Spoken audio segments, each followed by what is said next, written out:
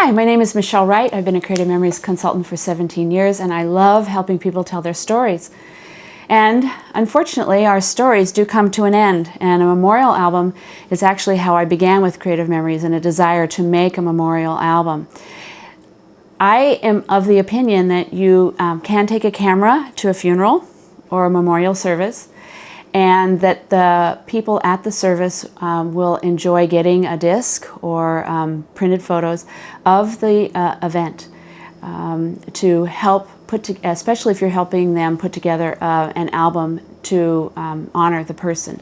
This was my mom's memorial album, and you start with probably just one of your favorite pictures of that person, and then include events at the funeral. If there are boards up, you don't have to take the whole board and put it in the album, just take pictures of the board.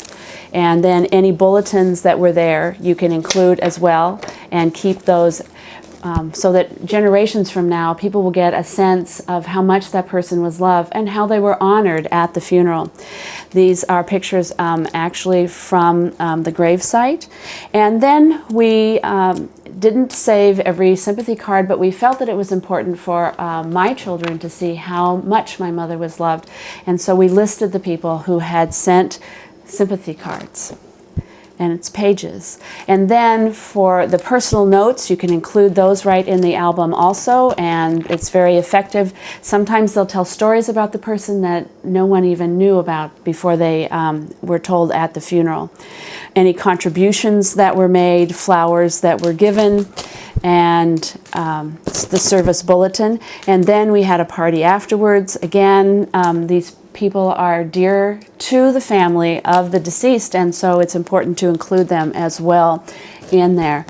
And then if there are, and if you have a guest list at all, sometimes that's done at a funeral, sometimes it's not, but if there is a guest list, if you use the Creative Memories lined pages, you can go ahead and take those right off of the lectern and put them right in your album.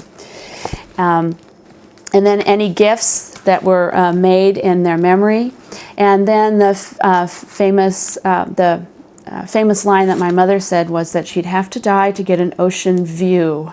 And so this is her gravesite in San Diego with her gorgeous ocean view over the Pacific Ocean from Fort Rosecrans. And then the other thing that I think is important is we have a huge history of cancer in our family, and we also have the longest living cancer survivor in our family. She had a mastectomy 50 years before she died, and she never had a return of the cancer. And we're really encouraged and tell as many people about that as possible. But cancer is very limited, and this particular poem tells what cancer can't do in your life. So please enjoy making a tribute album for someone you love.